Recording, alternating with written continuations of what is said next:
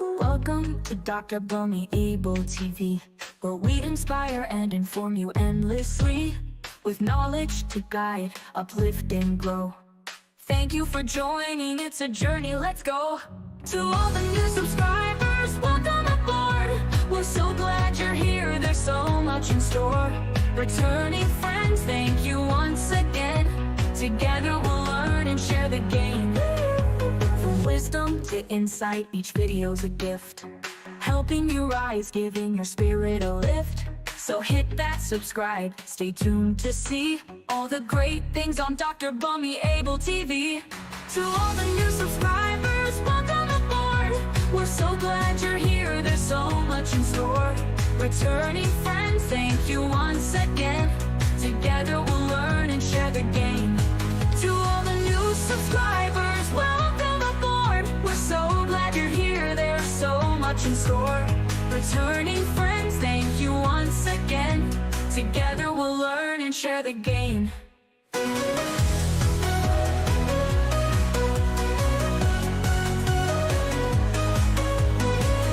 Bunmi Abel TV here for you. Inspire, educate, inform. That's what we do. Thanks for being part of this growing family. Let's keep shining together in unity.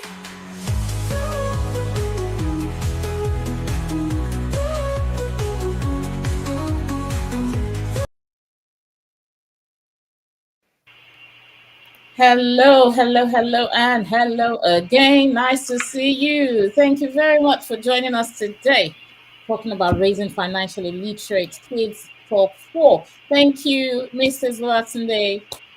Thank you, Nicola. Thank you for joining us to answer questions on the minds of parents. Thank you for those behind the scene, waiting for us to go live, and they are here. Please remind them that we are live so they can catch up with what we have and even ask questions whilst we have our guests here, because there's some questions you can't ask after when you're rewatching. So please make use of this time. They've given us their valuable time to do this. I want us to maximize the time we have with our guests, because they are experienced in what they're saying. They are mothers, they are businesswomen, they are everything you can think of when it comes to this topic. So today's world, teaching children about money is more important than ever before. So financial literacy is not just about counting coins or saving allowances. It's also about building smart money habits, understanding the value of money. And we know many adults even struggle with managing finances because they were never taught as children. So we don't want our children to fall into that trap. And I'm sure we have questions to ask our guests. So the first question I would ask is, at what age should before actually I ask, I don't know, I'm seeing some people for the first time here, so I think we'll all introduce ourselves again just in case people are watching us for the very first time. So over to you, and you tell us where you're coming from, just so they know that we are actually global talking. So we're bringing experiences from different parts of the world, so it's not just one part of the world. Over to you, Kemi, please. Good afternoon, everyone. My name is Kemi. I reside in Canada, Ontario, Canada, and I work in the financial services sector. I've been doing that for probably 23 years. Wow, thank you very much. I'm happy Thank to be you. here. All right, over to you, Nicola. Hello, everyone. Hello. And I am Nicola Sims. I'm currently in the Caribbean. I'm a mother of 4 girls, and I'm a registered nurse and an entrepreneur. Thank you very much. Thank you. Over to you, Mrs. Watson. Hello, everyone. My name is Mrs. Batunde. I work in the university, managing research students, and I'm also an entrepreneur. Thank you very much. So we're going to be talking money today. And hey, not just for kids, even adults who are struggling with how to manage money. This is for you. All right. So at what age do you think parents should start teaching children about money, and how can they introduce financial concepts early? I'll call on. All right, Nicola, do you want to start, please? Wow. I was sitting down thinking, great question. I was kind of thinking about this. And I thought to myself, well, how early is too early? And then I was thinking, we can, as a Christian mother, we can start declaring over our children from the womb some of these things over our children, start teaching them about money, not necessarily, how to spend and how to do things, but literally, you're going to be good with money. Your future is bright, that God has made you the head and not the tail, the lender and not the borrower. So even from the womb, we can start to speak over our children and start declaring these truths over them. Yeah. Wow. Thank you very much. That's fantastic. Thank you. Kemi, do you want to add to that? Yeah, I believe teaching about money should start early. Like you said, even from the womb, before they are born, we can make declarations about that has to do with financial success or financial independence that the Bible says about them, making those declarations before they are born. But when they are born, I think from like 2 years old, when they begin to run around and move around, they will see coins. You need to let them know what that is, introducing it to them. Oh, that is money, that is coin. And as they get to like 3, 4, you can begin to ask them, do you know what this is? You tell them like this is a penny, this is that, and of course being careful for them not to put it in their mouth because they're very young and toddlers. We want to think they might think it's a toy or something like that. So pretty early, I believe we should start from the. They could find it in the table and things like so. You let them know this is money, and gradually as they get older, you begin there are different levels of things you share with them with money and finances. Okay, great. Thank you very much. Any addition to that, Mrs. Watson? So now we've spoken about the children. They know about even when they've not met with that thing called money, we've spoken over them, and then when they are born, like Kemi said, you start introducing them to the coins and the notes. Then, as they grow older, over to you, Mrs. Watson. What do we do to start introducing them after they've known what it is? Okay, thank you very much. That's a very interesting question. When do we start introducing? I think I think it was Sister Kemi or Nicola that said it. We need to start early. Mm, We need to start early planning. Telling them about money, the importance of money, how to save it, and not to waste it, because God does not like waste. God wants, and we need to teach them, what the Bible says, that wealth gained by dishonest will diminish, but he who gathers by labor increase. We need to let our children know that we need to train them up in the way of the Lord and what the word of God says, whether money, whether financial, character, every aspect of their life, we need to guide them by the word of God, which is why we also need to teach them financial intelligence from a very early age, so that when they start saving, you can imagine, if even if it's a pound or mm, 10 pounds, you can do the maths if you want. Even if it's a pound, from when they are born till maybe they're on their 18th birthday, a pound a week, for example. I don't know how much that will be, but I know it's a lot of money. Even if you remember that, some of our children, I don't know about now, my kids are all grown up. Even even their child credit, it's the money we get for our children. If we have been saving it from when they were born to when they're 18, you know how many thousands of it. So we need to teach our children that, see, when you need to save, you need to save not just everything you have, you eat mm, it all at once. You can't do that. That's not the way God wants us to live our lives. mm. Thank you. Thank you very much. You're welcome, Adeyinka. Nice to see you here. Thank you very much for joining. Thank you for having me. Well Yes. done. And Thank thanks for a great platform. Thank you. Thank you. Thank you very much. Do you want to add to that question that says, at what age should parents start teaching children about money? And how can they introduce financial concepts early?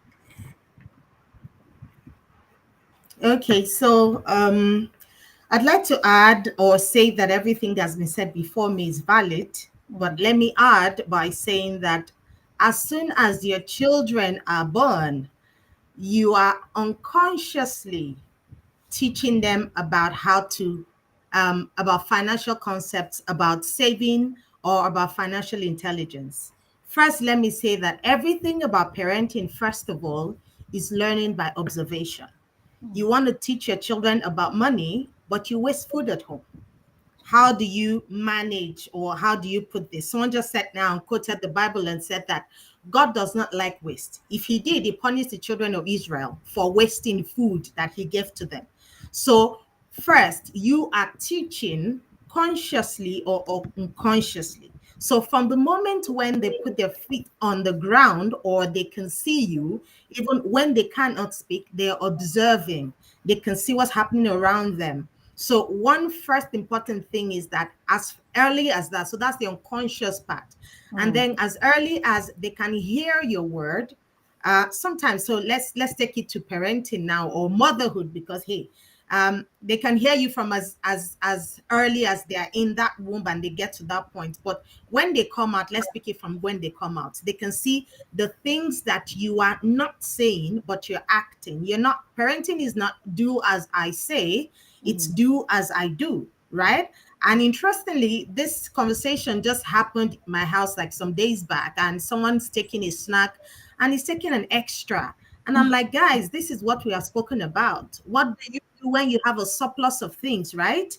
You don't waste it or take too much because you have it in excess. What you're trying to do, or what you should do, is there is one stage in life at any point where you won't have as much as you do.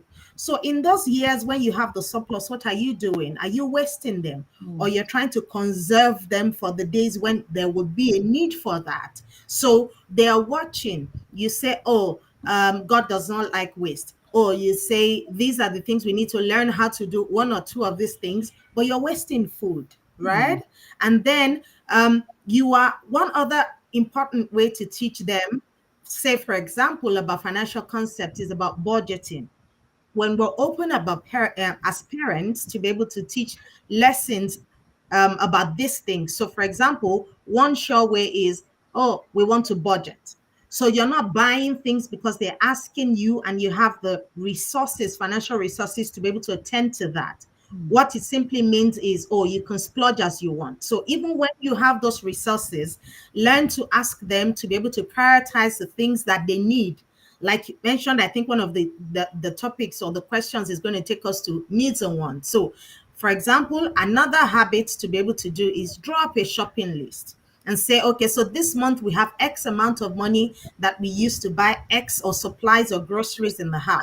So when we have this money, interestingly, either you have it in your card, or you have it, what do you call it now, or in cash, whichever way you want to do it, because we rarely take cash these days. Find a way around it and let them take ownership when you go to the stores to buy some of these things. So they again then start to learn about the value of money. You are the one who's currently working hard, and you're the one who wants to transfer these concepts to them. So it's very important that we are teaching, we know that we are teaching consciously or unconsciously by our own examples. Yes. Yes, thank you very much. Thank you.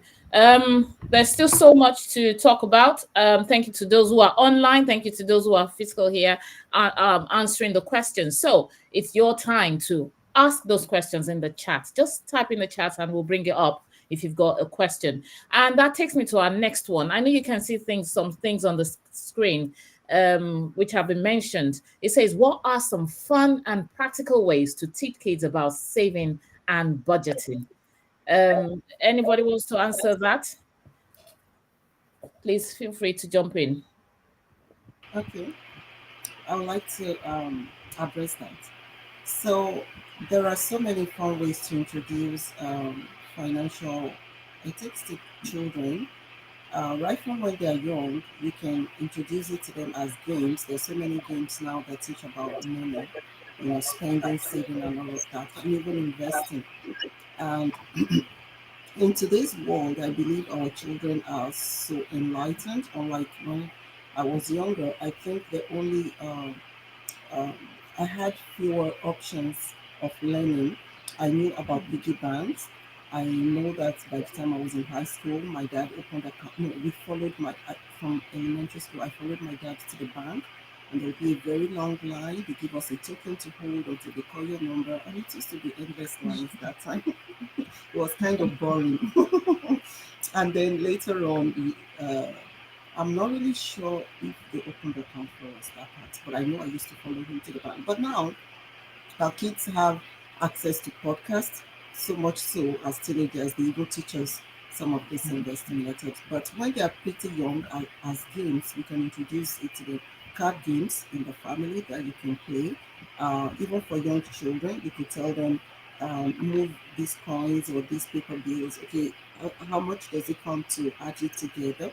If you take this from here, or say you buy oranges and things like that, which is like a way of teaching them arithmetics too, or mathematics or something. So we could introduce it to them as games. We can introduce the use of piggy banks to them as well. Like playing Monopoly too Yeah. is another way of teaching about finances. So if you're given X amount of money, if you buy, it takes out of the money, it doesn't remain the same. So money has value, is quantified. If you have 100 and you take out of it to buy something, you definitely will not have 100 left with you.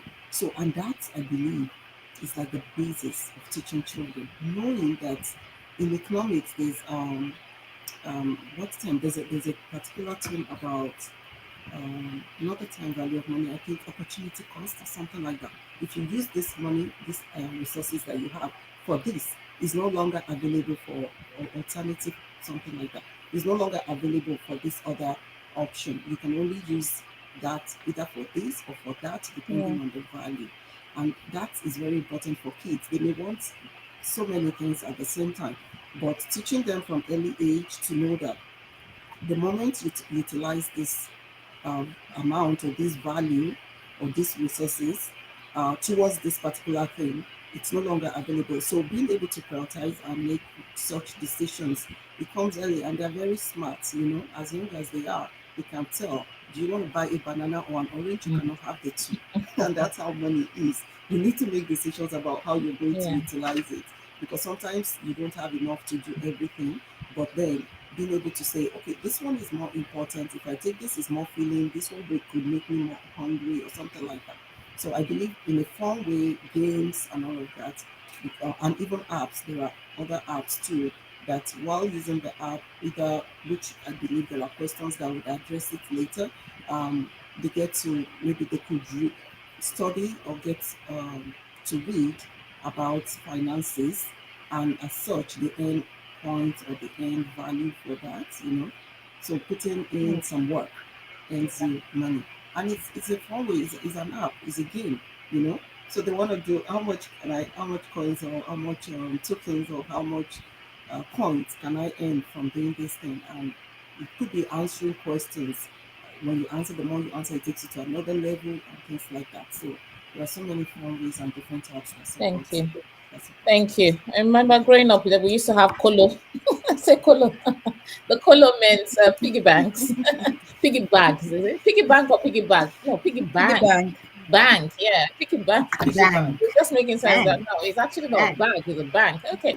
Well, we had that when we were growing up, and we used to know how we used to struggle to increase it, to have the highest amount, not to spend, and all of that. It was fun. It was fun, even in our own crude way. All right, over to you, Adeyinka. What do you have to? What are some practical ways? Thank you for adding Monopoly to it. We also used to play Okay, Monopoly when I so was younger, buying houses, Kent House. I still saw one, and I thought, oh, Kent. okay, so When I came to the UK yeah. then, and I saw the Kent Trafalgar, I said, oh, this is what is the Monopoly, and so it's so This nice to be is able to.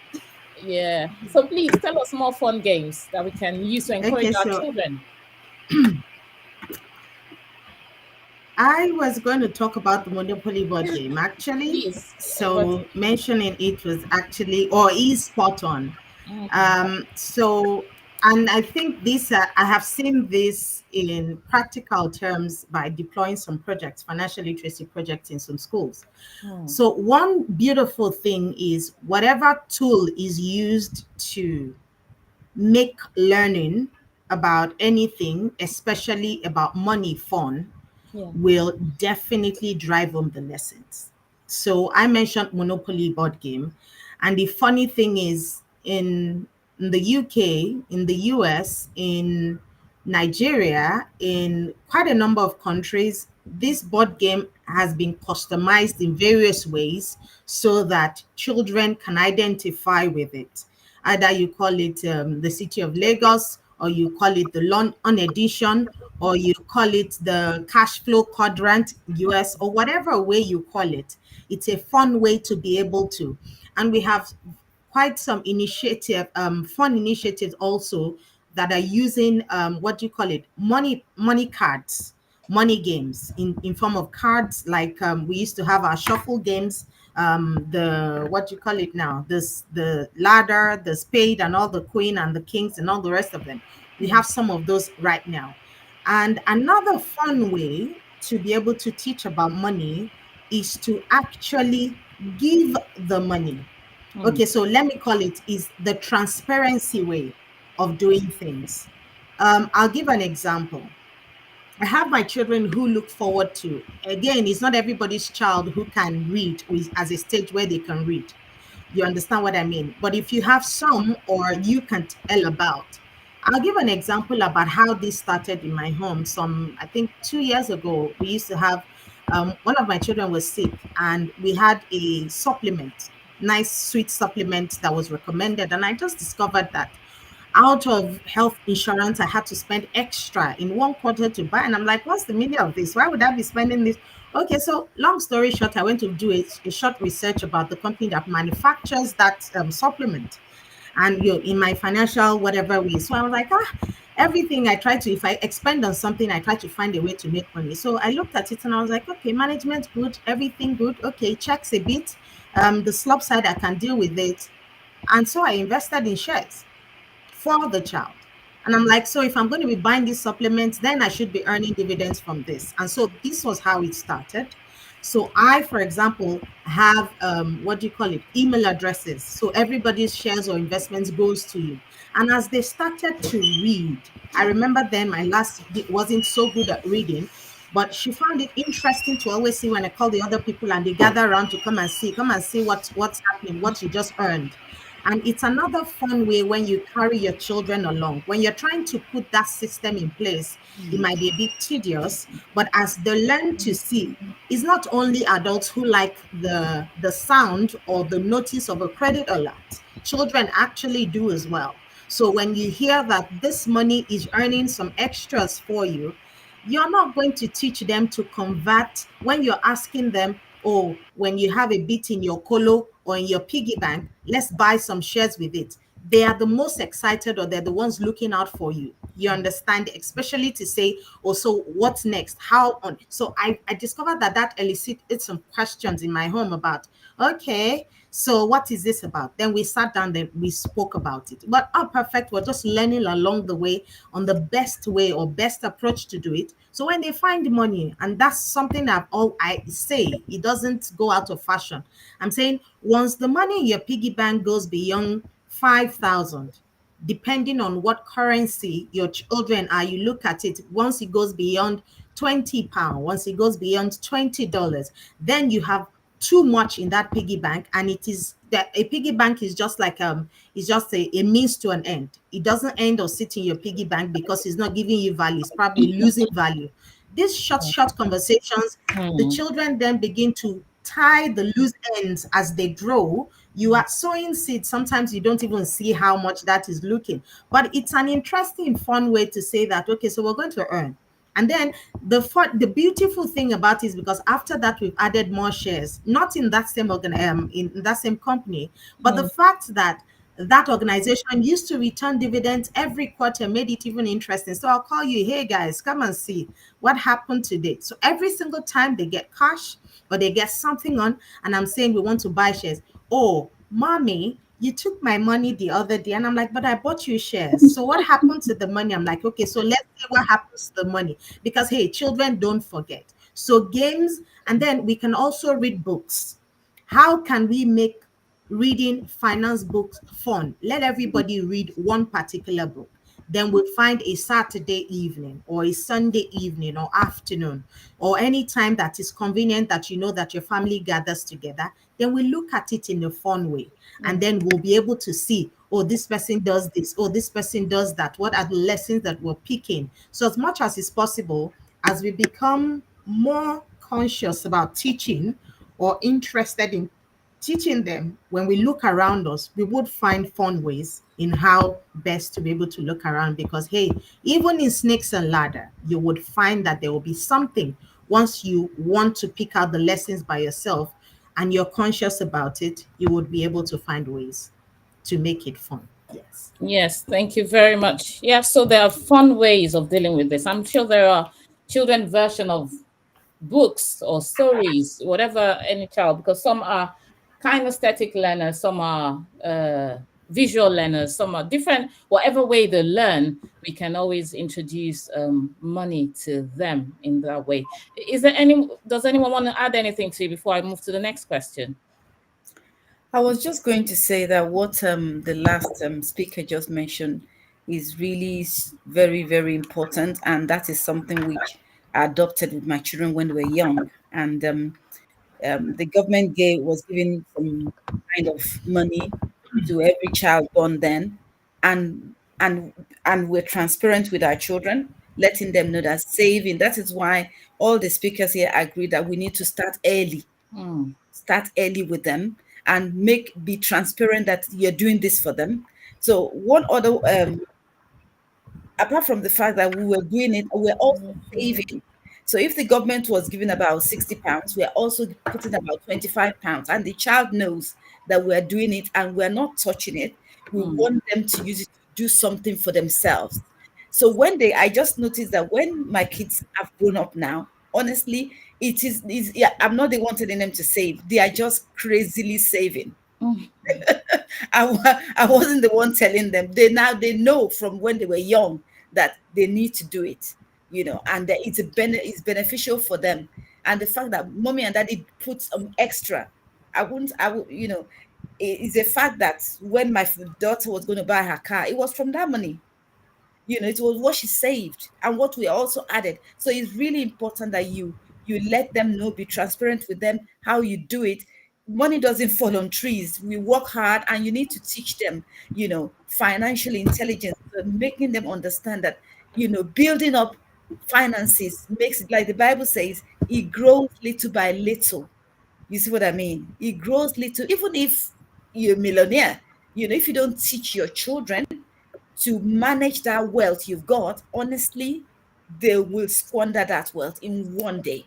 So when you've taught them to handle money, to know what it is, even charitable giving, if you teach them, and we teach them, like my other speaker said, we teach them by they watch us, they see, oh, this person's birthday, oh, I'm giving £50, I'm doing this. They are seeing all this thing that is also a good thing to do and is godly for them Hmm. to learn these things and to mimic what mommy and daddy are doing, Yeah. and they're better off for it. True.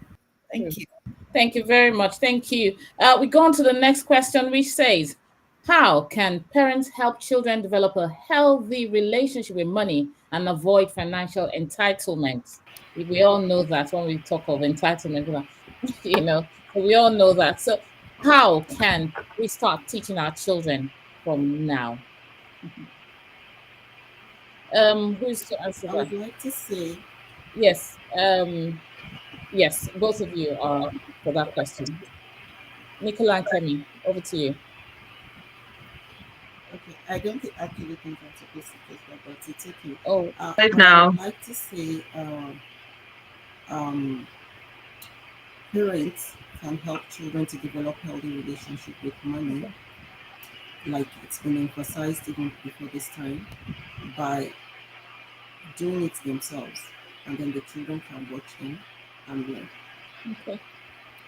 And then This would also help them to avoid financial entitlement, like maybe my parents are supposed to do this or not. And then being practical about this, uh, my home is a single income household, right?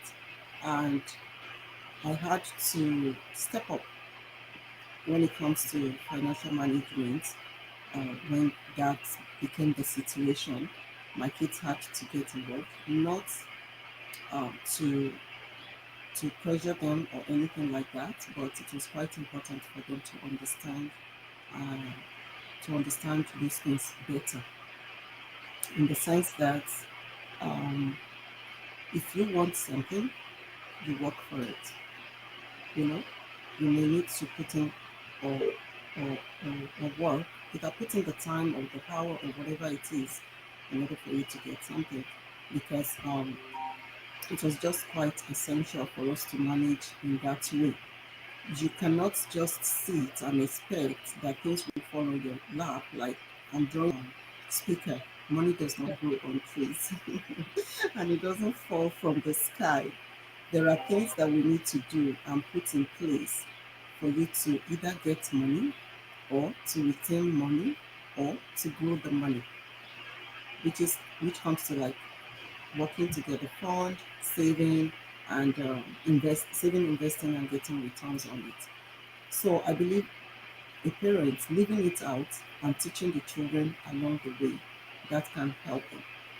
Giving and receiving, that's a biblical truth. You give, when you give, then you receive. Mm. And at that point, of course, it can also be multiplied. You know, God said He will bless the work of your hand. And I think the beginning of you, how does money even come into one's hands? How do you even get money? You earn it. Mm. Sometimes it's given, either as gifts or something. But most of the time, money, you earn money and it is quantified. It's not endless. It's not, it has a value, it has an amount that comes in. So if you put in this amount of work, so along the way, the children can see that this is limited resources and how do you grow it. So I invite them, I involve them in it. So if time has time has value as well, I can sell my time. I can earn money for my time. So instead of me, who has just 24 hours in a day, and you have 24 hours in a day, if I do, if say I work 24 hours, I work for a certain number of hours, and I have limited time to do all the other things that I need to get done. But you can come in with maybe an hour or two and do part of it. So we are investing our time to earn value. Meaning that if you want me to take you somewhere and you do not have Uber money, the things that I'm supposed to get done with my time, that is not sufficient. So if you want me to take you, you may need to do part of it to save me some time. That leaves me time to drive you where you want me to take you. So it's as practical as that. I mean, it's it's just so real, Mm. and all of it is still about money value. So involving them every step of the way, they are learning, you're teaching them, you're making them realize it. And it's not about, oh, because I need this, you have to give this to me, or because you're my parent. It doesn't work that way. The parents can only give when they have, right? And then I also made them to realize that it was quite important to manage our resources for us not to have any financial, and they can see everything that is going on. I'm sure, how do we, and I've had them ask me before, Mom, are we broke? We're not broke, but it's not everything that you want. Yeah. That maybe because that's the way my parents taught me. Mm. It's not, even if I have it, sometimes you need to. It's not just because you have this money you use it for this purpose.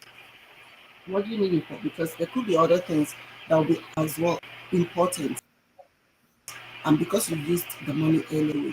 So they are saving, for instance, when people give them money, I make them say, I don't do much of piggy bank. Uh, my husband and I, we were both bankers, and I'm saying from the time your kids are born, even in Nigeria, you open accounts for them because the bank will gift to your kids as when you give birth to them. and they don't gift you with the account that open. So it's a way of also of the bank also insisting or mandating you to get the kids to open an account, right? And they gift to them like that. And then you could take it anyway. The account is in place. They put in maybe like the first gift, and then the gift from the kids. Like we said earlier from the very first question, all of these things start while the kids are even before they are born or as soon as they are born. So you can take it a step further by saying, okay, I'm just going to be putting some money into this account for them, and by the time the kids grow older and they begin to give them money, and then you say, oh, you have an account, and then they put the money in there, and then they can ask you, oh, so what's my balance? Like, um, I can't see the name on the screen now.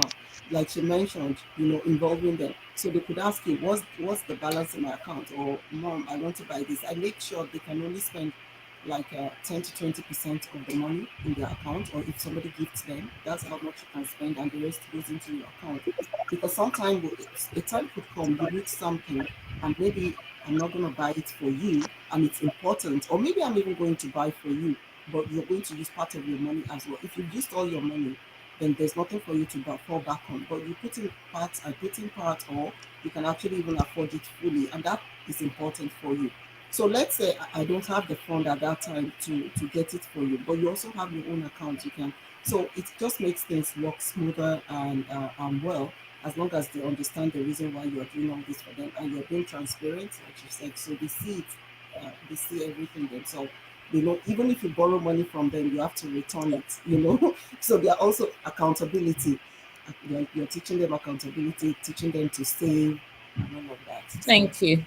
Thank you it's very quite much. good. Thank you very much for that. Nicola, do you want to add to that, please? Yeah, absolutely. Kemi, I totally agree with you. It's about being accountable from a very young age. We can teach them these concepts. So the question was, how can parents help children develop a healthy relationship with money and avoid financial entitlement? Well, from the get-go, I teach my children that it's not their money in the first place. We're only on earth for a period of time, and everything that we have, we are stewards of God's money. So what I used to do to my children, well, my older one, she's 18 now, is I gave her 5 jars. And I literally got 5 jars for her. And I said, one of those jars is for your tithe. One of those jars is for your offerings to give. One of those jars is for you to invest. Another one of those jars is for you to save. And then the final jar is for you. You can spend. So I used to give her £10 a week and watch her go to the shop, get the money to change, and put them in each tub, so she could physically see that money growing in there. And that was a really good principle, because even from when she was young, because even to this day, right now, she understands the purpose of money and why she has to do these things. And, I think it's really important to teach children from a young age about debt, about letting them understand the principles of how not to get in debt. Because me growing up, student loans, for example, they can avoid things like that. If they understand debt from a young age, they can understand, they can have a more like a better decision making, whether they want to go down that road or not. So they have to understand the purpose of money, and that it's to fund the kingdom of God and advance his purposes on the earth. The Bible says that money answers everything. So money answers everything. Money is neutral. It's neither good or bad. But in the hands of a good person, money can be used for good. And in the hands of a bad person or an evil person, it can be used for bad. So that is the purpose of money. So I think that teaching children about these concepts is good from a young age, and then they'll have a healthy relationship with money. And if we just keep reinforcing to them that they are a steward of the funds and of the money, that will help them to avoid financial entitlement. Yeah, thank you very much. Because we know some adults are just like even asking for money in a way that you'll be like, why do you think you're entitled to get my money?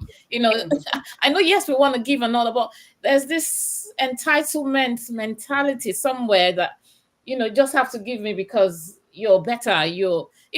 Why people are not being taught, to be able to handle money. And I think if if we continue like that, I don't know who's, when they say there's when there's just one rich man in the midst of the poor, you will end up becoming poor as well. So when we start teaching them from now that, see, you don't depend on anyone for money, you don't, and all of these things, and teach them how to navigate that because it's really a problem in some, you notice everywhere.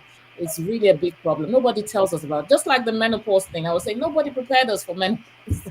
We just arrived there and you'd have to find your way around it. The same thing with money. People are not taught in school. I can't remember being taught in school to anything about money, but I see there are so many initiatives now, just like language, just like any other thing. So I think it starts from the school. Apart from what you do in maths, oh, £5 plus £20 divided by this, but they don't really know the value of it. It's just calculating.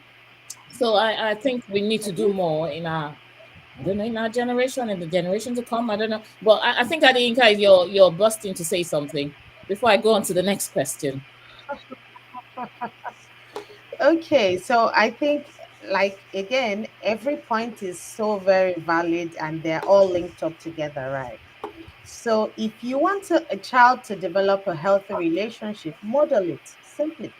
Okay. And I'm going to pick that point from the last one, which you said that you find adults who even have the entitlement mentality to money. And that raises the concern why I found the fact that you did this even very interesting, or very like a positive move in the right direction. So we discovered, or get to see, those of us who do this on every day, that majority of even adults lack financial literacy, and you cannot model what you don't know. So if you yourself do not understand or does not have the ability to be able to manage it, let me put this straight in between. There's nobody who is going to ever be perfect in terms of managing their money. But the effort has to be there. Why? It's called personal finance. So everybody's peculiarities come to play. And that's why it is personal. So even if you have a twin brother or sister, the peculiarities of your finances are not going to be the same like them. So it is important that, first of all, everybody has or understands the basics of being financially literate, basic. And that means, first, we need to understand that, like you have said, money is a tool. When you don't see money as a tool, then you do anything to be able to earn money, right? Either it's legal, it's illegal, either it's trampling on the rights of the other person, or it doesn't work out well for you, you're not going to be able to do it. So modeling, in terms of parents modeling financial or healthy financial behaviors, first we also must take the pain, I'll call it pain, quote and unquote, to understand or to be able to learn to be financially literate ourselves. Many times, or generations before us, most people have just gambled through it. So in that age, and the thing about being open in terms of parenting in this financial issues is to ensure that where you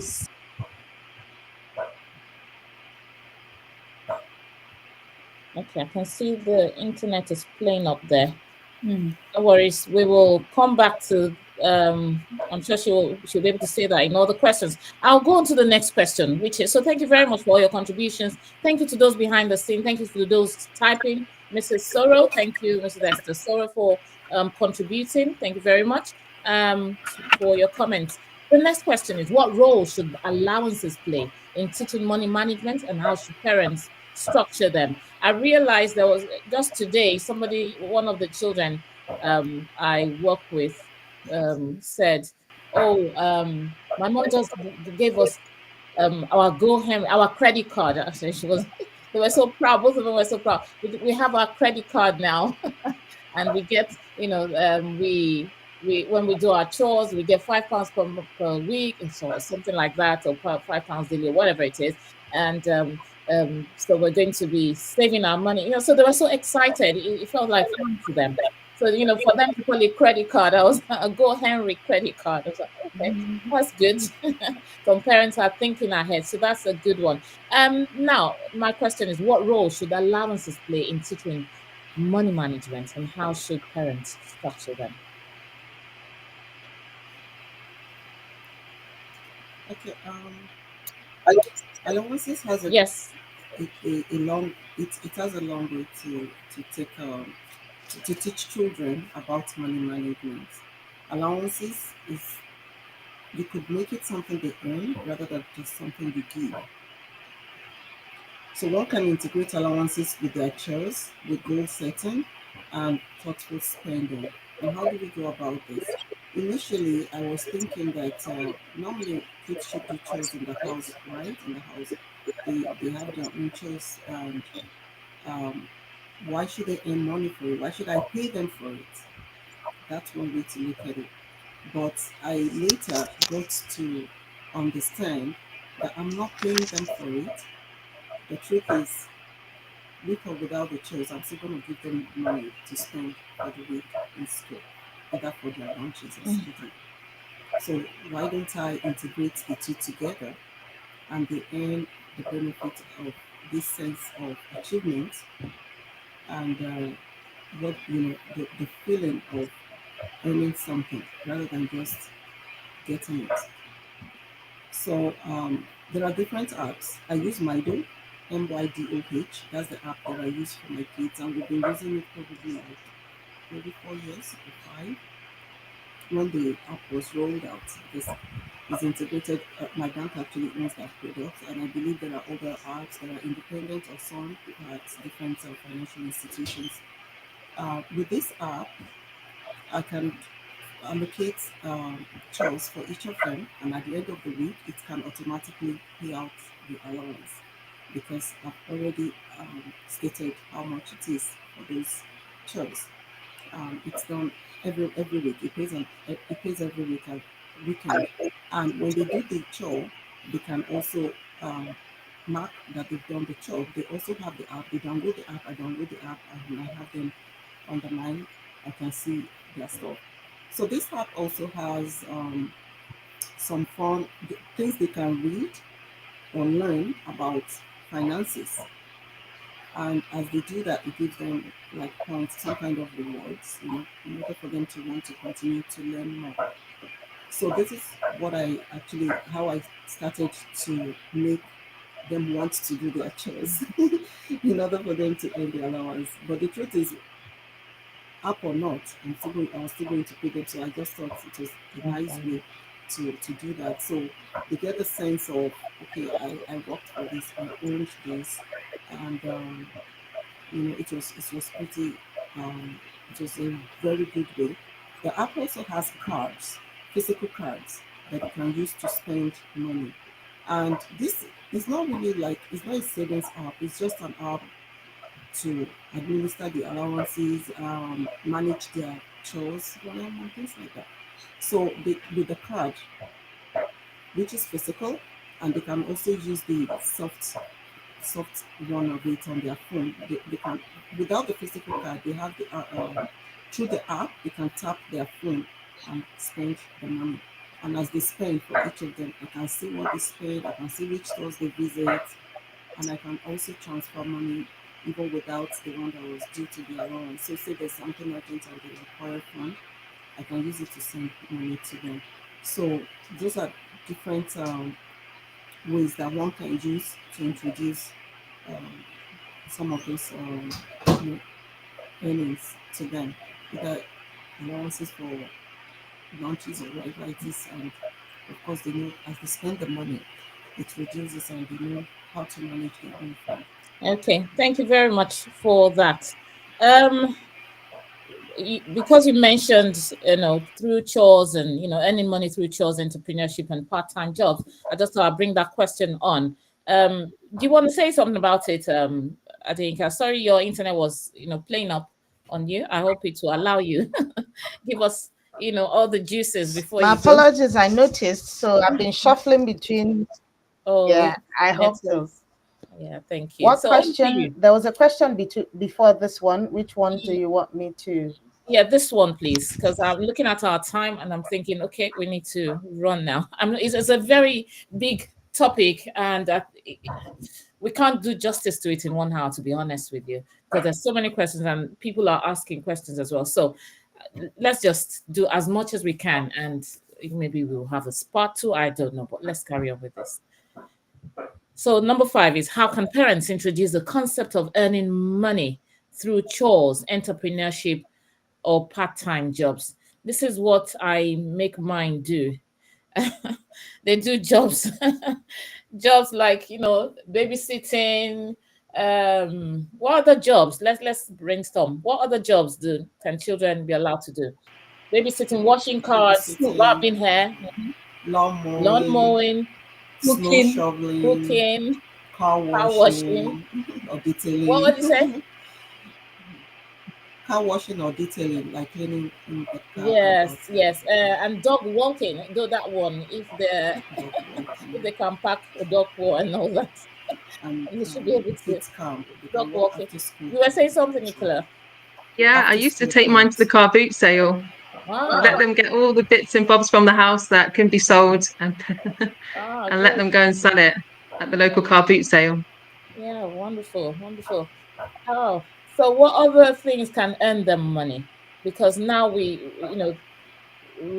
don't want children who would get into that entitlement mentality. You just have to give me because I don't have. So, it's your job to give me money. That's nonsense as far as I'm concerned. So, how do they get? So, what other ways can they get money? Yes, I know money is not everything. They volunteer. So through volunteering, they can have someone who likes their work, and just like mine does photography, and so she does it for money. And web not web animation. There was a time they were doing animation, tutoring, and somebody even asked me of recent, "Are you going to be doing the tutoring for animation?" I was like, because they've grown past that now. But those are things that actually give them money, and when they earn the money, it's sweet. It's sweet to save, because then if it was parents' money, they would usually want to go on sharing and all of this and buy all sorts. But when it's their own hard-earned money, yes, they will still have their own pocket money with it. But yeah, so over to you. I noticed your network went off, so I thought let me give it a break. So how can we introduce the concept of earning money through chores, entrepreneurship, or part-time jobs? Over to you, Adehinke. Thank you so much. So I've been battling my connections. Oh. Capital S now. Yes. Quick one before I hope it's stable. This I think all of this avenue, chores, entrepreneurship, part-time jobs are valid ways to be able to make children understand or appreciate the value of money. Yes? Yes. Yes, so they are valid ways. They are valid ways indeed. I know, because our internet is gone. I would now have to. Does anybody have anything to say about those before I move on to the next question? Yeah, I just want to quickly say that children love to earn their own money. Mm, And again, from personal experience, because I run my own business, from when my kids were young, they helped me out with some of the things I need to do mm, with regards to my business, and they've always earned money. So they enjoy it.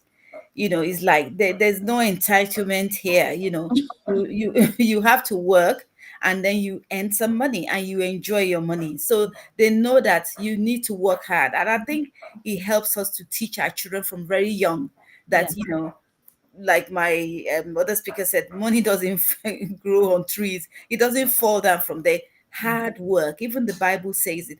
Hard work. So they, from young, they know that they need to earn their money, and when they spend it very wisely, because they know they earn it. Not you just throw money at them.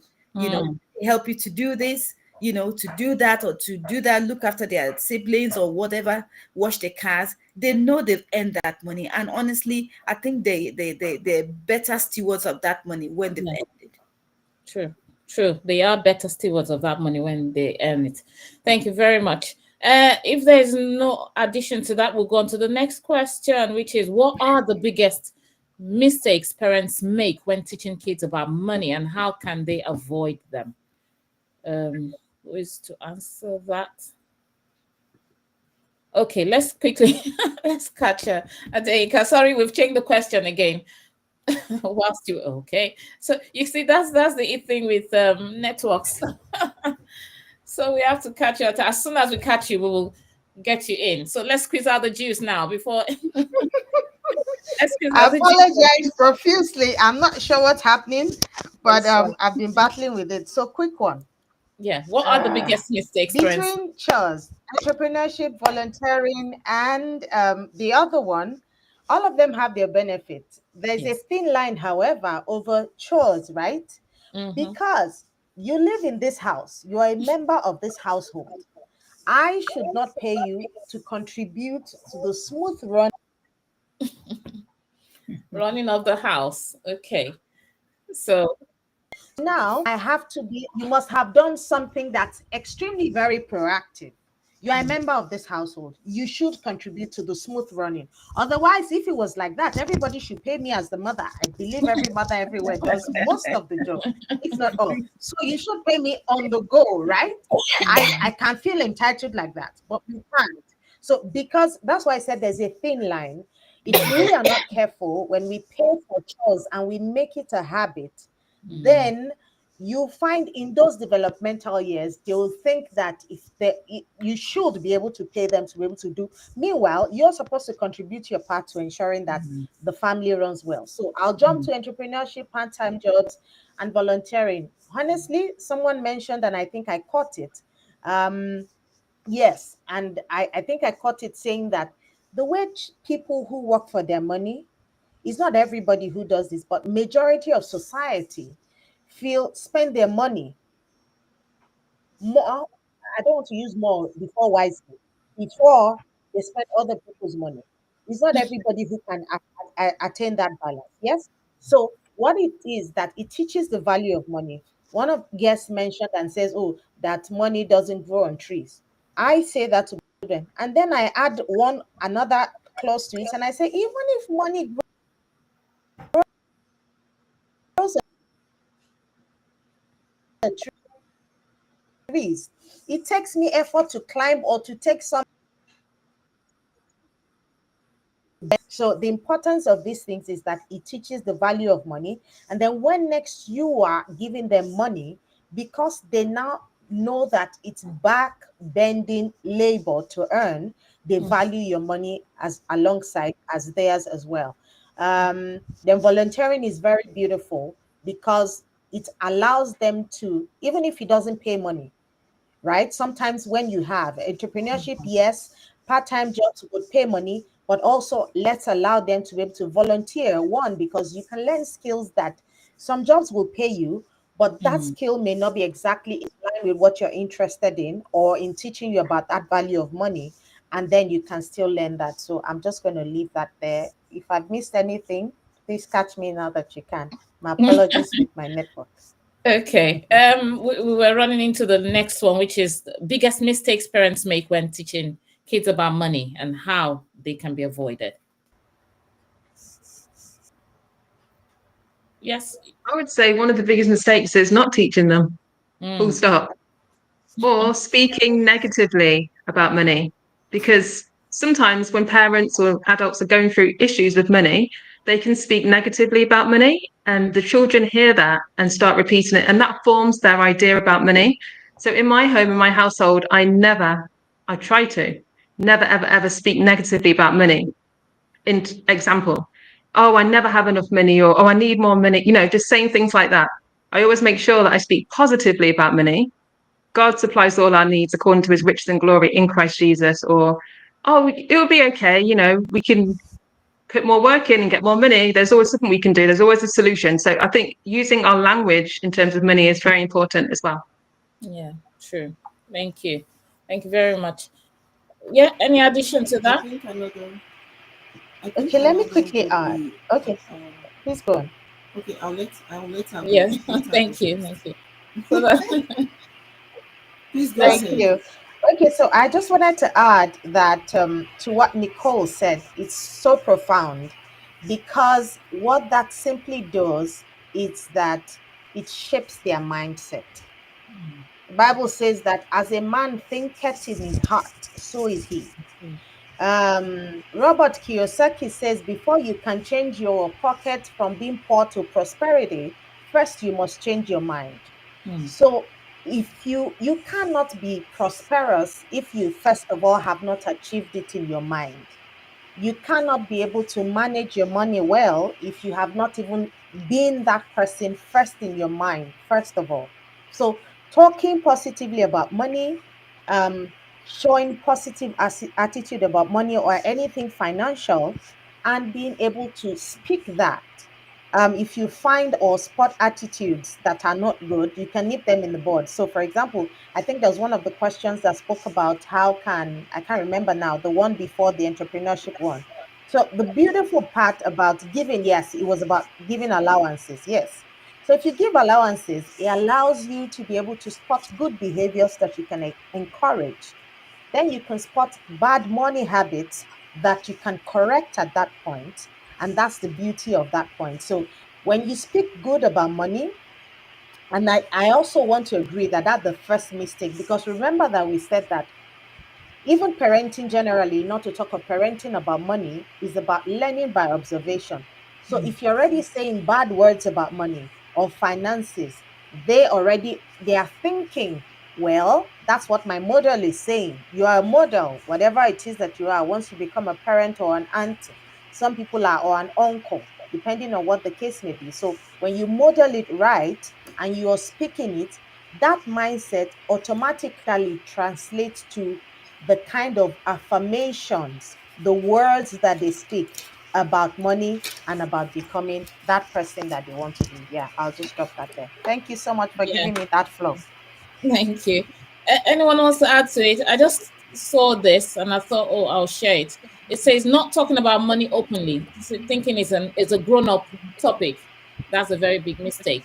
Giving money without teaching responsibility on how to handle it is a mistake. Allowing, always rescuing them for money mistakes. They get used to it, bailing out the kids every time they overspend Mm-hmm. without facing the consequences is a mistake. Not leading by example is a mistake. Avoiding discussions about needs and versus wants. What are the needs? What are the wants? I want this. Impulse buying. You know the way the computers or social media pop out adverts, even TV pop out adverts. Oh, I like that. I want to buy it. And is everything that comes your way you want to buy? Oh, they're going to a shop. You see kids and oh, I want to get this. I want to buy that, and they keep touching everything. We need to. It would be a mistake to allow them continue that way. Not teaching delayed gratification. That's what I just talked about, impulse buying. That is one. Some people are used to spending their salary even before it comes. They're already on how do you call it now? Loan. What do they call that thing where they go for? Is it loan me? I don't know. I can't remember the word, the term they use, but where you get your money even before in advance or something like that. Then relying too much on digital transactions if they don't understand the use of physical cash when possible, or show them bank statements so they can see where money goes and all of that. So that's another way of solving that. They're not teaching them how to earn money, which we've talked about, not teaching the value of giving, even giving as well. Some people are hoarders, hoard everything, even to hoard and even hoard what would they would have used to benefit their own lives to, they hoard it, and that is going to be a mistake.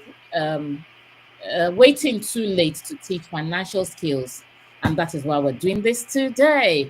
All right, over to you. We go to the next question. I can see. Sorry, can Oh I yes, add one please, or two please add things to to it. this? Um, it might have been mentioned because I'm thinking that probably some parents might wonder, so what do I teach? When do I teach? The best way to teach is emulation, living it yourself. If a parent live a life of debt, or is always borrowing or spending their money before even their income comes in, and the children are watching, of course, that's going to probably be the part, you know. And if you want your kids to be financially Yes. independent or free, then we have to teach them. This is something that we teach. This is not just something that is automatic or one is born with. There are so many people from poor backgrounds and they have made something of their life. So one have to teach their children. And another thing I was going to say is if parents online are watching, how do I teach? There are different things to teach at different points in time. There are times your kids will need to go to the bank with you because I've seen adults, they come to the bank. Some people don't even know what to do. They're just standing in front of you. And honestly, okay, so quite a number of the instances, maybe the spouse is the one that does the banking, and the other spouse doesn't usually come to the bank, and something happens now, he or she has to come, and they're just standing there in front of you wondering, and then you have to like guide them through. But it takes a while. But so I believe while kids are young and as they are growing, especially because before they leave home for college, they need to know some specific things. When they go with you to the bank, say they have gift money that has been gifted to them.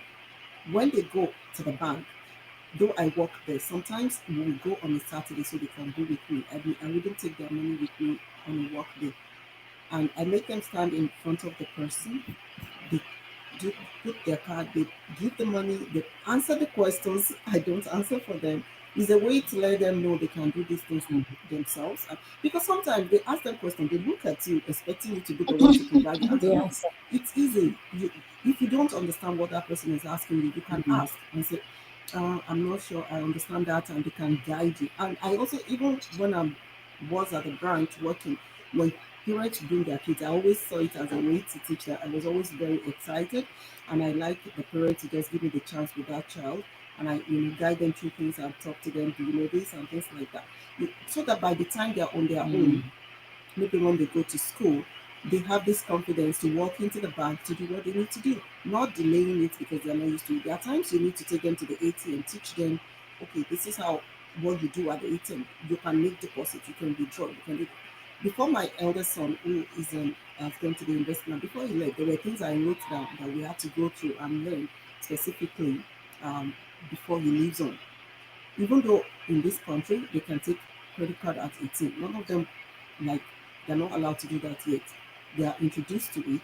So I, for my card, I did authorized user card for him, and he can then learn how credit cards work. Some adult kids do not even know how credit cards work, and many of them will take like 2, 3 cards, and they owe money on it. And credit card, when you don't pay what you're supposed to, the interest that is generated on the old fund or the old amount is something else.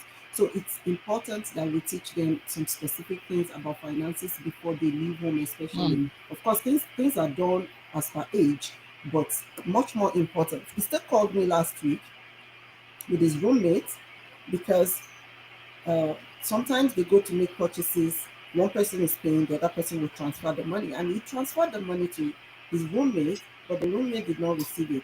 And I had to go through. Okay, what could we had to resume? I actually worked explaining that to them. So I mean, every step of the way they are learning, but there are specific things we need to put them through, and they keep learning, and it gets better. But it's really, really just a conscious and intentional thing for them to learn about it in order for them to have that financial freedom. So not teaching them is the greatest mistake. Yes, not teaching them. Thank you very much. We run quickly to the next question, which is how can digital tools, apps, online banking, etc., help children learn about money management in today's cashless world? I think we've mentioned that. We've mentioned how, I don't know if anyone wants to add to it before I move to the next question. Okay, we've actually answered that. All right, I'll move to the next question, which is wants versus needs. How do you teach kids the difference between wants and needs, especially in an age of consumerism and social media influence? Consumerism. Yes. Jump in, please. Jump in. Yes, Adeyinka. Can jump in, please. Or who is supposed to answer that question? How? Can you hear me? Can you hear me at all? So, Oh, sorry, did I go off? Because I was saying, can you hear me? Can you hear me? We can hear you. All right, okay. So how do we Can teach? you hear me? Yes, we can hear you. now we We can can. hear you. Go ahead. Okay. Um, Needs and wants, very simply put, is everything that if I do not have life, those are needs. Simply put. Can you say that And again? I think your anything line. else that I can do life without is Oh, called my wants.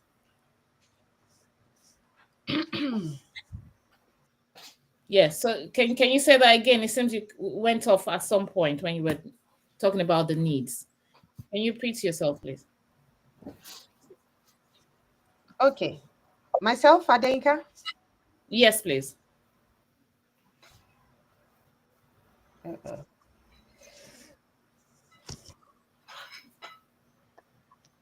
Yes, please repeat what you said. You talked about wants and needs. We didn't hear it all Okay. clearly at the So I beginning. said, simply put, needs are the things that without which I cannot survive.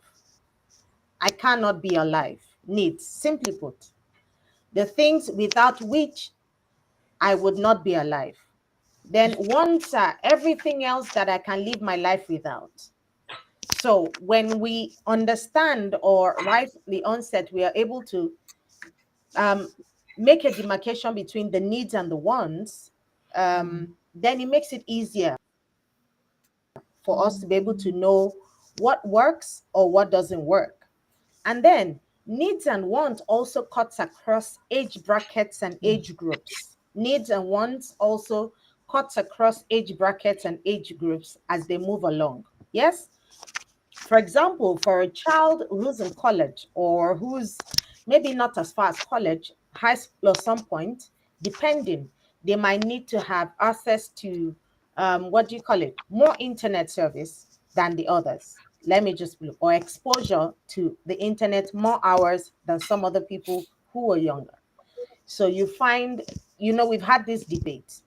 Is internet supposed to be a need or a want? We've had that debate. And that's the one on a platform. So now, when we are able to say, for a child, for example, that's coming into their teenage years, you need to be able to say, yes, you do need a bag, but what kind of bag do you need? When a child understands that you also spend within your limits or whatever financial resources are available to you, not to exhaust them, then it makes it easier for us to be able to peg between what is a need and what is a want. When children understand themselves, Yeah. So we've come to that huddle again. All right. Anyone wants to jump in to us to say the rest about needs and wants? What would you? Yeah, I think this consumerism is a real problem, isn't it? And the social media um, Age. influence. And I think one of the things that we can do is to reduce because we have authority over our children while they are children. So we can, as much as in our power, reduce their access to social media influence. To what they see is what they want, isn't it? So if we try to limit what they see, then we can limit what they're wanting and what they're asking for. Keep them occupied in doing good things, learning, activities, after school activities, lots of different things they can, focus on to reduce their exposure to all this marketing, complete fanaticism, whatever it is, just want. No, we can limit that and we can have control over it as much as we can, and that will reduce it. Yeah. So hopefully, when they grow up, they are not like, oh, what's that? They are being taught um, to how do you? There's a word I'm looking for, to restrain themselves or to caution themselves or to, make right decisions. about it. So teaching them about, sometimes you may need to show them and see what, you don't want them to go into that space and be like, whoa, I like this, I like that, because they're seeing it for the first time. There's a balance, I believe, to it. So how to balance it up so that they're not impulse, but they're not impulse buying all the time. So from the very young age, let them be involved in activities. But when they grow into teenagers and they're able to do things themselves, I think whatever they learn from that young age could help them in their older years. All right. So, any other addition to that? And then I think we've got just 2 more questions. How can parents teach about giving, generosity, and the impact of charitable giving? Because it's all part of money as well. We don't want to give birth to hoarders, those who would can't even share a pound with, they can't even buy a gift, or they can't, we don't want that. We don't want stingy children either, when we don't want them spending all their money. But so how can we teach them about giving, generosity, and charity? Over to you. I think you can all talk about this. Oh, Okay. Giving is biblical and is a very good, is a charitable thing to do. And we need to teach our children, just like we've been saying this evening, that everything they see us, they model it. They model everything. They are watching us. We are their first life coach, our children. We are their first life coach. We are their first mentor.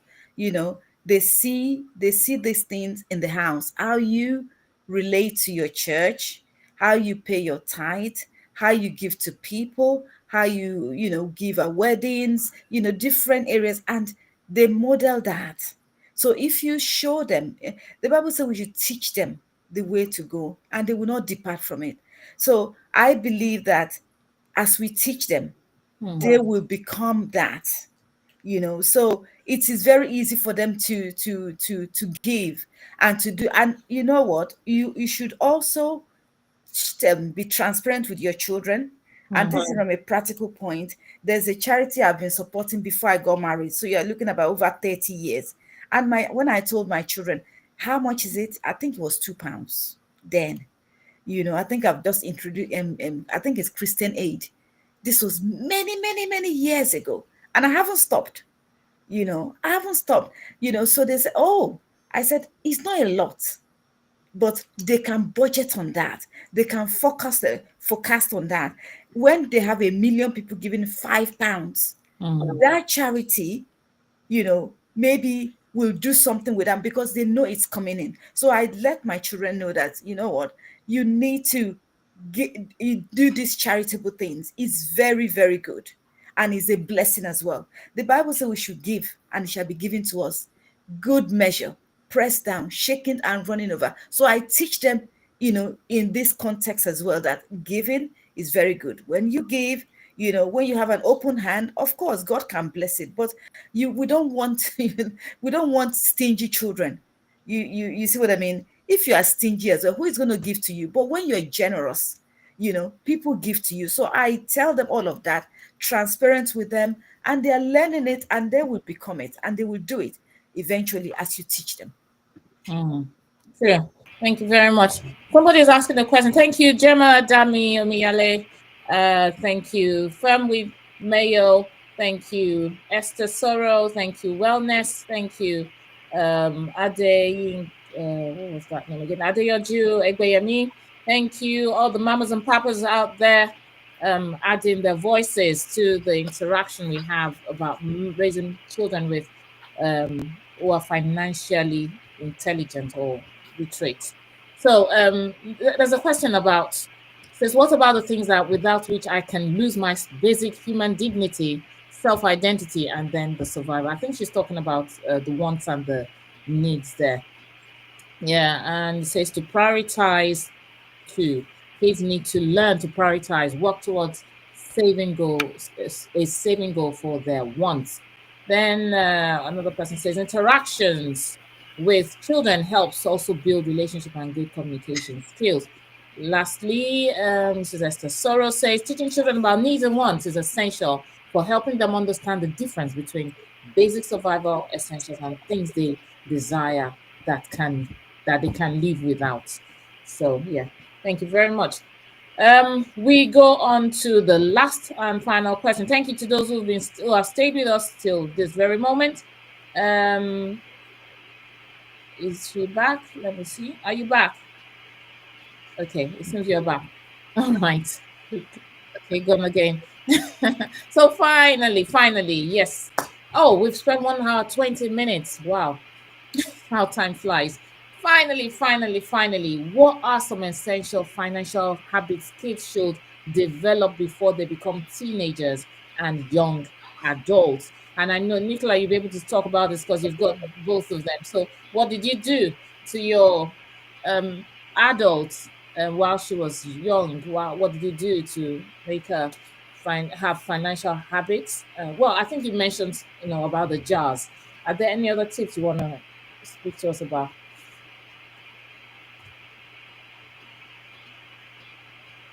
Yes, over to you, Nicola. What are those essential financial habits kids should develop before they become teenagers and young adults?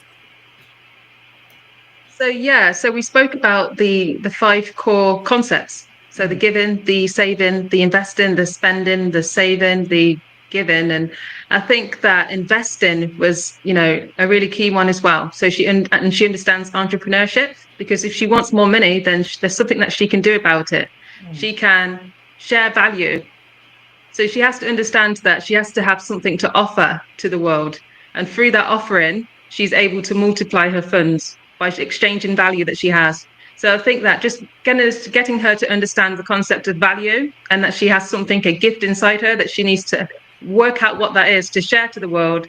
And that as she goes older and gets older and older, she needs to refine that and understand it more. She's able to multiply that, use that gift to multiply her finances. Yeah, thank you very much. Yes, finally, anyone else? We can talk about it. I think somebody just brought in the screen budgeting, which is something I had listed down as well. Yes. For adult children, being able to budget is important too, because you have a limited amount of allowance that you can have for a month or each month, and you need to be able to live within that. Before my son went to school, we checked online, we asked other people too who had kids in college to find out what the spending was like. And then that helped us to put an amount in place. But that didn't mean we got it 100%. After he got in, after a month, we had to review that.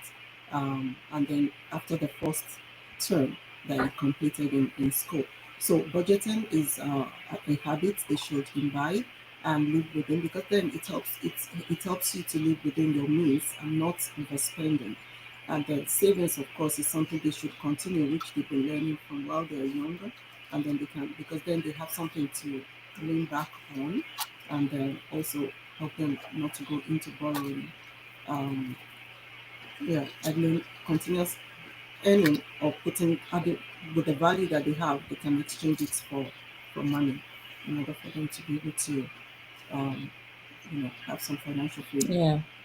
And the way all these credit card people put credit cards, they start introducing them to, oh, you can actually get money. They start enticing them. It's so terrible. I don't know what can we. I don't think there's anything we can do.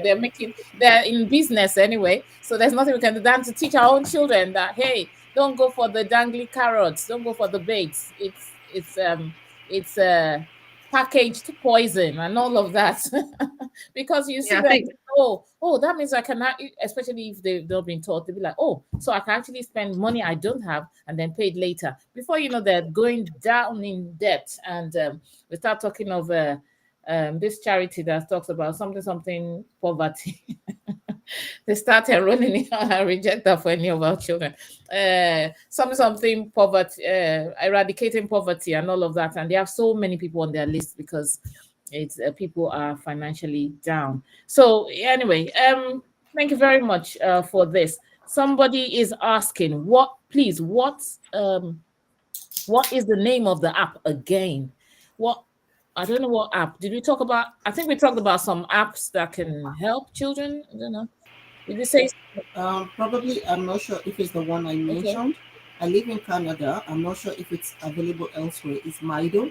I found it to be very useful and helpful. And up to now, even my kids in the one in university doesn't really use it anymore. So only for one purpose he uses it. But the one in high school and elementary, they both still use it.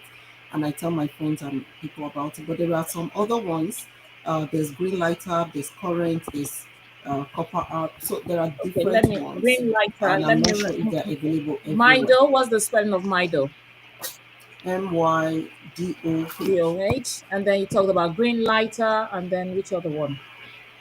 Green Light. Green light. Okay. Then there's Current. Then there's Copper App. Copper App is COPPER. Okay. COPPER. A copper. It just makes it easier Yeah. to I don't know if monitor I and got that do right, stuff. but there we go. So just in case that is it, if it's not.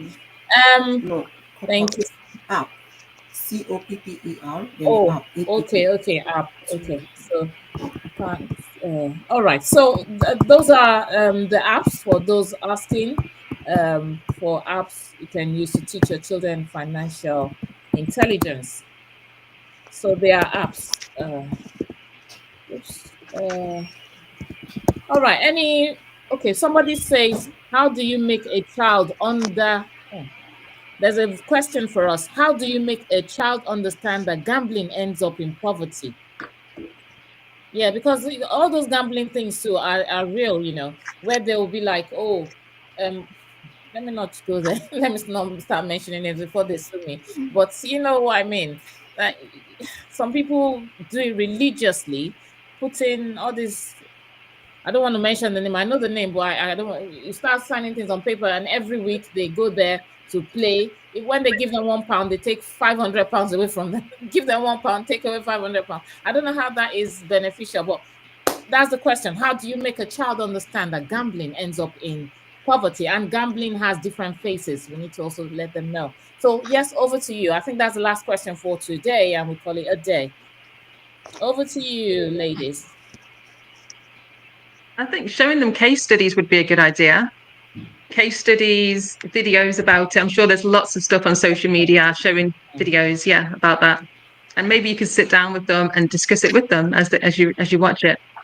Okay. All right. Finally, anyone else? Anything else anybody wants to add now? So we have just 2 more minutes, 1 minute each. Let's just say the final stuff to our people. Over to you. Yes. Go on, So Adinka. I'll mention about habits, financial habits, and I think it's been mentioned. So budgeting very important, because budgeting does not only signify enough funds. It only helps you to channel to budget, so that the days when you have surplus funds, you don't think as they are flowing, that's how you were supposed to spend. There should be something left over for whatever it is. So we had a conference recently, and somebody said that in those years where the business was having a surplus, or you were earning a very giant salary, what were you doing with excess on those funds? Budgeting, very important, not necessarily being out of money, but because it also helps you to take advantage of opportunities if your funds are utilized properly. We mentioned this, and it's a big problem. One habit Oh, is to don't do that ensure to that us. our children know how to avoid consumption credit. Consumption credit. If you want to take a loan, consumption credit, our children must be able to avoid it. If you want to take a loan and that loan cannot pay itself back, can you hear me? Yes. Can you hear me now? Yes, we can. Uh-oh.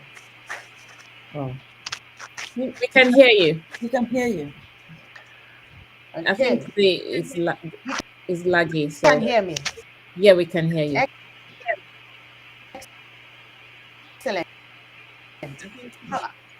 So our children must be taught, if you do have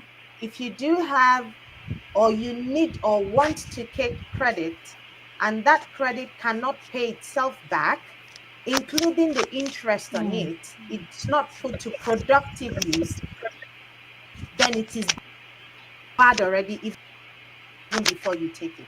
You don't have to wait until a credit.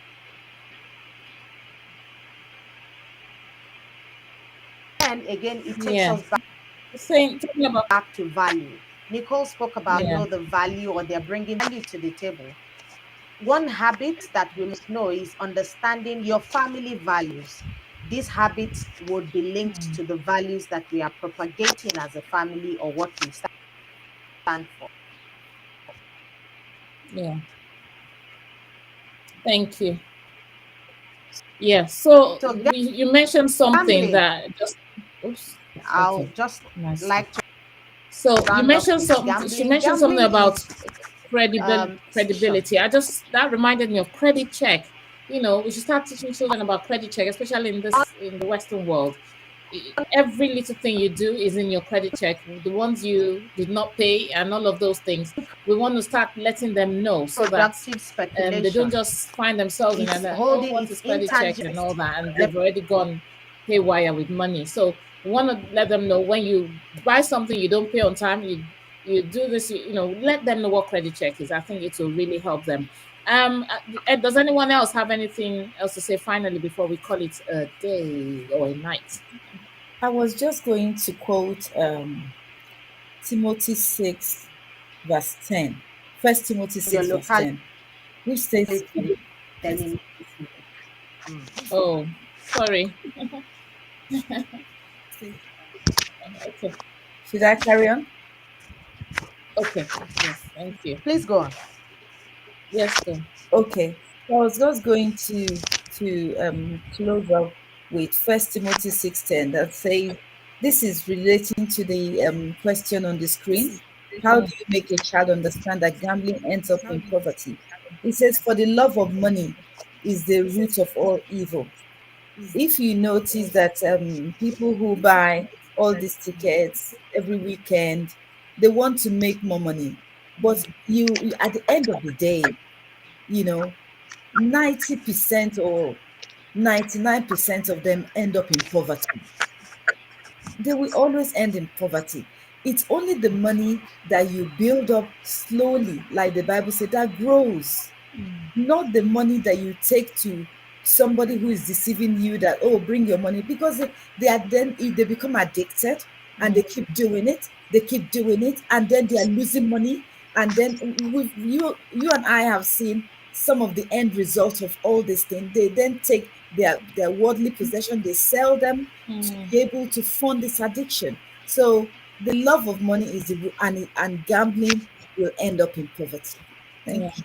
I think getting someone who has gone through it, those people who go around schools telling their stories to people, children, and all that, getting someone like that to come and talk to children and let them understand someone who has gone through it and what the mistakes were so that they can see a real life experience. Because sometimes they feel, oh, it's fantasy or it's fiction or it can never happen to them. But it's bit by bit, when you're digging, they keep digging and digging. So let's encourage them not to go that route, not even taste, not even try it at all. But it's better for them to know, because these things, they may not, if we don't tell them, other people out there will tell them in a different way that we should have actually told them.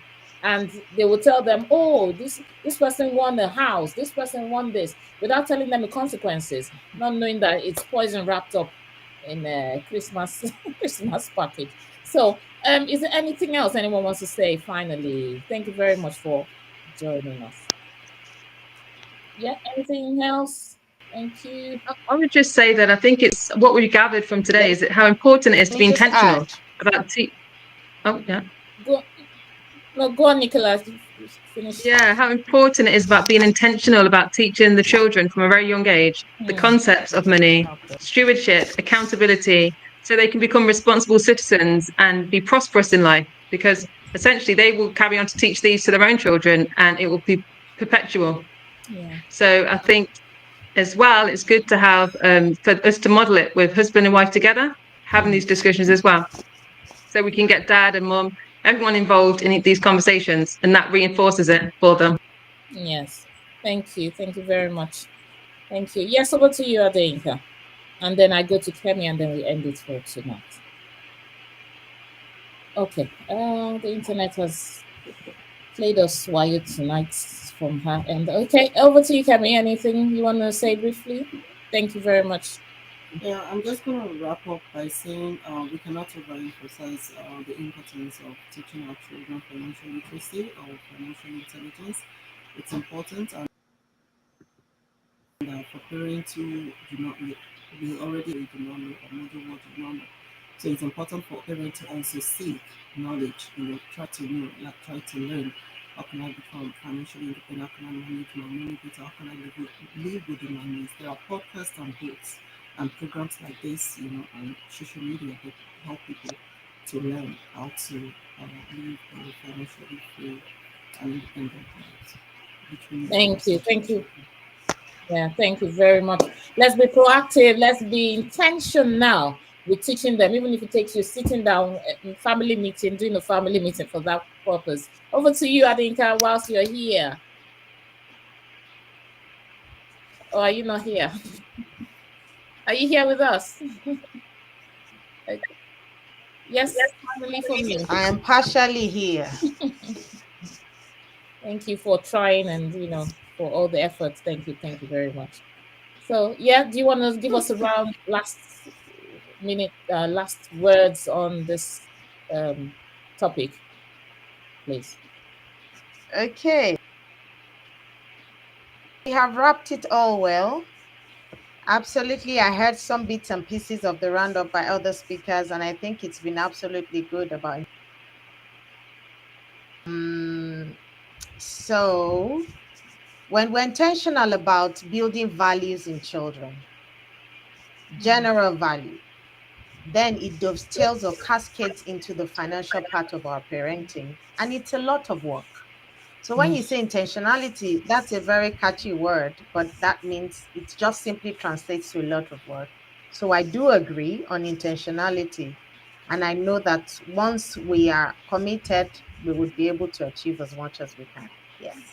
Thank you. Thank you very, very much. Thank you, speakers. Thank you, guests. Thank you, contributors on the platform. We really appreciate you. Next week, we are going to be talking about, oh, I'm trying to bring it up now. We are going to be talking about mental health awareness in children and teenagers. So you don't want to miss that, people. Talk 5 is about mental health awareness, the little things we notice, the ones we don't notice. How do we navigate that in children? We've heard of so many people, they just see them go suicidal and all of those. What are we doing about it in our generation? How can we alleviate that? And so don't miss it. We have capable hands who are going to be talking to us about them. Thank you very much, everyone. I really appreciate your coming here tonight. Thank you for sitting for over 1.5 hours. It's not an easy thing. I would have wanted to stand up to, but thank you, thank you, thank you. Thank you very much. The Lord will reward you for sowing seeds in this generation and in the next generation. Thank you. So, viewers, and I'll see you later, everyone. Thank you very much. Thank you. So, viewers, you have heard it all Thank you from for our having us. people. You have heard it all from our guests. Come next week and let's talk about mental health for children and teenagers. So, if you've got any questions, you can rewatch. If you've got other people that you think need to listen to this, you can rewatch it. You can send the same link to them on YouTube and let us help our generation. This is the only way we can help. You may not be able to drag them to, but you can send the link to them and let them listen, let them watch, let them share it with other people, because this is, we're in the information age and we need to make use of whatever information we have. So this is where I call it a night, and we wrap up by saying thank you very much. See you next week, and bye-bye. Have you subscribed and liked? Welcome to Dr. Bunmi Abel TV, where we inspire and inform you endlessly, with knowledge to guide, uplift, and grow. Thank you for joining, it's a journey, let's go. To all the new subscribers, welcome aboard. We're so glad you're here, there's so much in store. Returning friends, thank you once again. Together we'll learn and share the game. From wisdom to insight, each video's a gift. Helping you rise, giving your spirit a lift. So hit that subscribe, stay tuned to see all the great things on Dr. Bunmi Abel TV. To all the new subscribers, welcome aboard. We're so glad you're here, there's so much in store. Returning friends, thank you once again. Together we'll learn and share the game. To all the new subscribers, welcome aboard. We're so glad you're here, there's so much in store. Returning friends, thank you once again. Together we'll learn and share the game.